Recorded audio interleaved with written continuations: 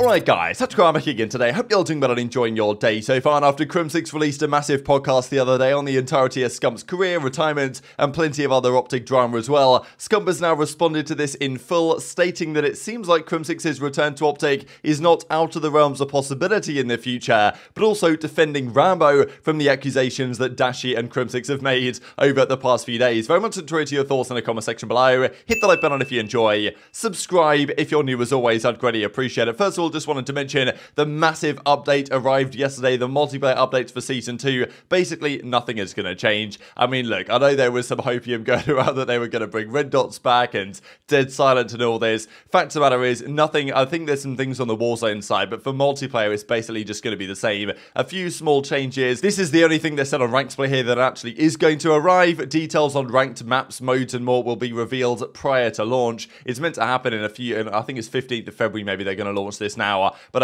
yeah, I don't know. It's like, how do they not know the ranked maps and modes? It's like, I mean, it's just in the rule set, but whatever. I guess they're going to have to look up and do the research on that one. So yeah, I guess we're hoping for some multiplayer maps. That might be nice to see if they add anything that we could actually use for competitive, but from a competitive integrity perspective, and we'll discuss snaking later in the day because some more drama going on there. There's well, no clear update as it stands. Also to mention from the OpTic side, the pre-sale for their tickets for the OpTic Major 3 in Texas are now available. I'm actually one of these gold members, but if I click on this link, it just takes me to this page that just goes great. I think maybe on mobile you can get through or whatever. I'm not going to go to this major anyway, so it doesn't really matter, but I think some people are having this issue, so I'm not exactly sure what the way around that is. You can probably go on their website and find a way to do it, but yeah, today general public tickets are going to be available as well, and I'm guessing that relatively soon they're going to do the Challengers passes on sale. Remember, they already are for the Challengers teams, the 64 team event. I believe they're going to have the Challengers there at Major 3 in Texas. It's honestly not too far from now. I think it's you know, maybe the second weekend of March or something. There is a very quick turnaround between Major 2 and the start of Major 3 yet again. Also, an announcement coming today from the Minnesota Rokkr. Not sure what this is going to involve. They say it's a huge announcement, so I guess we'll see. Of course, we do still wonder exactly where Major 4 is going to be, because Minnesota held one last year at Major 2.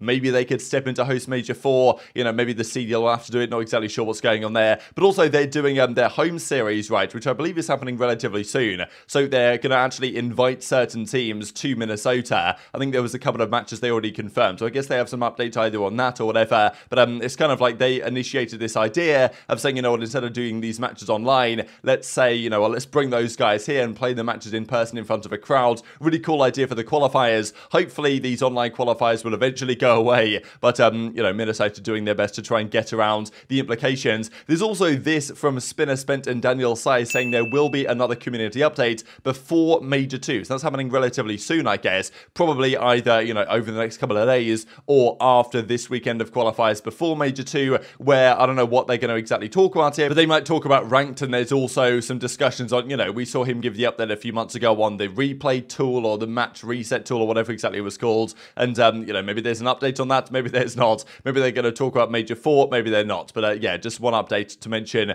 on that front of things as well. And this was the image that I shared at the start of the video, which I've got to mention here, and this actually came up from Mark Rubin. So I did wonder yesterday, why are Zuma and Crim and Aches and Doug and all these guys, you know, somewhere in person? Turns out they're with Mark Rubin here in Vegas, I believe. And this, okay, so Mark Rubin used to be involved, I think, with Infinity War, but he used to be a key piece of the Call of Duty development team. And he's now left that role and is now working as an executive producer at Ubisoft. So this is, you know, I'm pretty sure this is what this is. Some sort of Ubisoft XDefiant playtest, right? So X has been working on XDefiant, works as like a consultant for Ubisoft. I guess Mark Rubin was like, hey, do you want to get some of the COD guys together to play this game? So, you know, it's pretty cool stuff. We've got Slacked, the camera looks weird here, like Slacked's head looks kind of funny shape, but, you know, we've got Aches, we've got Crimsix, Pac-Man, of course, JCap, Doug, and Abel, Zuma, and Slacked with Mark Rubin at the back of that was pretty cool image. So, yeah, either some sort of album cover in the future, or just, you know, the XDefiant World League, which Aches is maybe going to try and form over the coming years. Let's talk about the Scump and Crimsix thing that I thought was kind kind of interesting, the fact that Scump still had the top KD from the Major 2 qualifiers. In fairness, it makes sense, because the more series that are played,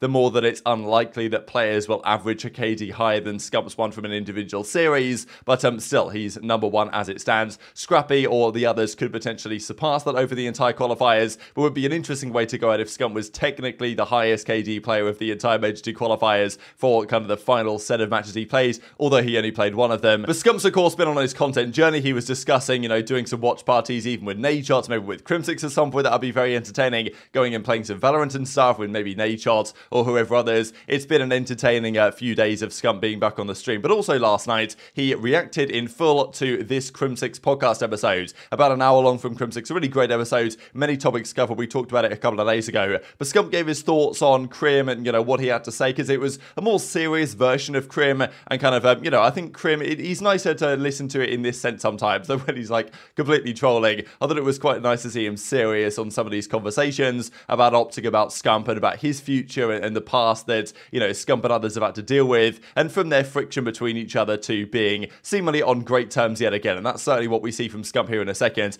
The other conversation, though, was around Rambo, right? Because obviously this drama is still continuing, and it will continue until OpTic announce what's going on, because we're still in the dark there, right? I mean, Shotzzy has basically confirmed something's happening with Rambo. The rumor is he's going to become the general manager. We don't know what that means for the coaching situation over at OpTic, but, you know, that's the rumor, and they haven't said anything. Shotzzy said there's an announcement coming, but they haven't revealed one, so, you know, all we can do is really speculate. And Dashy said at the time about the skipping scrims, the bowling and all this, and then Crimsix came out and actually said, yeah, it was a similar story when he was with Rambo on the pre-OpTic Texas days. Scump doesn't seem to agree with this assessment, though, and there's definitely some conflicting information going on here. So any of my fans out there, like, yo, do not discredit Seth to make me look good.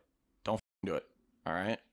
Like, you guys can bring up numbers, all this and that, but at the end of the day, it's like, dude, nothing's going to change anyone. Same thing with Porter. Porter, if you're watching,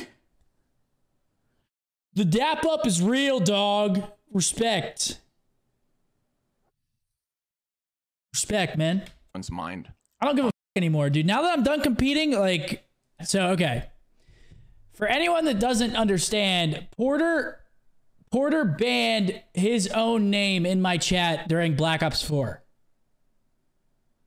He was mad that people were roasting him in the chat, and he banned his own name. That was not me that did it, but yeah, you can go ahead and unban it. I don't know why it's still banned.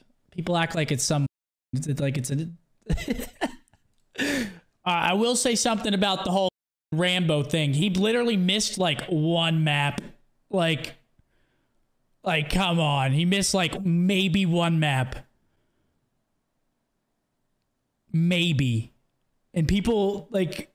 That's what I'm saying, bro. People just run, dude. Cap? How are you guys saying cap? I was literally in the scrims. What? Bro, what? Dashy said it? I mean, bro, Dashy was angry at that point, though. Like, dude... Ah, see, this is exactly what I'm talking about, man. This is what I'm talking about. This is what I'm talking about. People hear one thing and they're like, yup. You know what I'm saying? So firstly, we'll discuss the Rambo thing, then we'll talk about the Crim thing in a little bit more detail. But yeah, of course, it was a couple of Fridays ago now when Dashy was going absolutely rogue when he was actually dropped from the team at the time. And as Scump says, he was dropped from the team, therefore he's going to be going a bit crazy, very angry at the time. So, you know, I'm sure some of the things that Dashy said were embellished. And Dashy said initially, I think, that basically Rambo would skip the second set of scrims every week on a Tuesday or whatever the day was that he mentioned for this bowling league. Now, I think then Dashy said when he was on stream with either Ben or Crimsix, like actually it was more like every couple of weeks rather than every week. And then there was the suggestion from some that actually it wasn't the entire scrim set, but it was only like a couple of maps at the end of the scrim or something like this. So the story kind of changed from Rambo dipping out every week to him dipping out every couple of weeks to then him only dipping out for a couple of maps at the end of the second scrim every couple of weeks or whatever. So it kind of progressively, but still arguably unacceptable from, you know, some players would think, wow, what's going on here? The OpTic guys didn't really seem to mind that much, but Dashy certainly did. And you know, he's raised his concerns. There's obviously going to be friction there with Dashy and Rambo that's probably never going to be healed, at least for the short term, while Dashy is still competing, I would imagine. But then Scump says, actually, look, it was one time that Rambo missed one map. So that's Scump's perspective. And obviously he was in the same set of scrims that Dashy was. So obviously they see it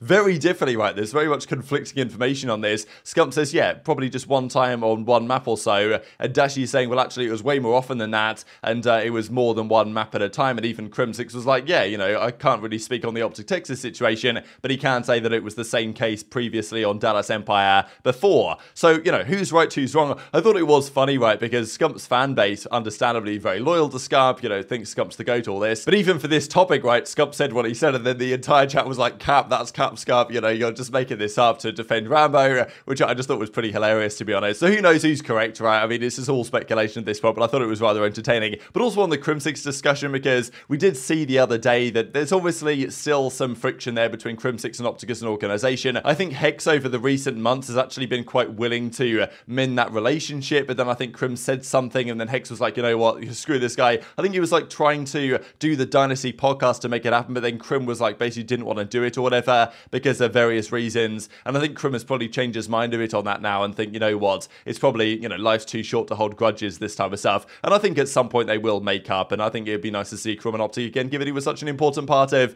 their history and the Dynasty and all this, and given that Formal, Karma and Scump are all under OpTic, it only makes sense at some point that Crim gets back there anyway. And I think it'd be great for the viewers, for all the watch party content that could happen, especially with Scump and Crim seemingly, well, as we just saw, on good terms again. Scump giving respect to Crimsix's career the other way around. Now they're both retired. And even I checked here, right? I went into his chat just now and typed in Crimsix to see if it would get timed out, and it didn't. So it does seem like indeed Crimsix did get unbanned as a term in Scump's chat. So, you know, that long-standing thing that we just mentioned in that one of those clips there is now resolved, hopefully, and maybe just one small step on the way for Crim getting back on OpTic at some point. Might take a few months, might take a few years, who knows? But it seems plausible that at some point OpTic Crimsix will be a thing again. And of course, well, Scump, Clay, and Crim all sharing right at the top of this. Who's won the most major tournaments, or with the most different teammates, major tournaments? And we've got Scump, Clay, Crim loading it up here right to the top, which I think makes sense. But yeah, XDefiant at 17 as well. And then JCap just behind. Later today, we'll look at a kind of greatest of all time list I put together. And of course, some of these names are going to be on there. Another very interesting statistic, actually, as we talk about Major 2 here, is this, which I kind of asked Brian a while ago, could he potentially find these numbers? This is kind of like an X Factor list in a way. It's the biggest differences in KD between when a player wins a series compared to when that same player loses a series. Now, there are some surprises here, because I thought in my head, okay, Mack has got to be there. Just like, you know, you think Mack's kind of an X Factor player. When they win, he's probably doing much better than when they lose. The reality is this season, that's not the case. Mack actually has the lowest differential in the entire league and is apparently the least important player from an X Factor perspective.